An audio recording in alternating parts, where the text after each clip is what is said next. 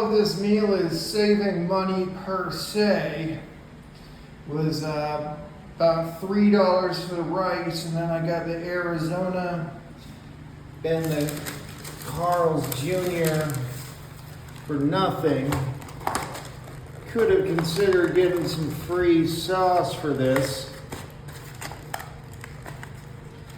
But yeah, I'm not usually a huge sauce person.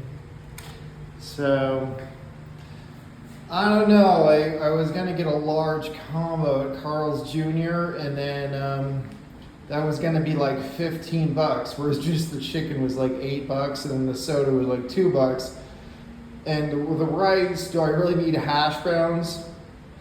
I mean, the only reason I'm getting tendies is because of kind of goes with the rice from Walmart, you know what I mean? Other than that, yeah, I got a shower for free, so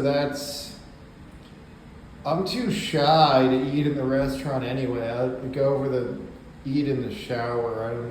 It's a whole room, so.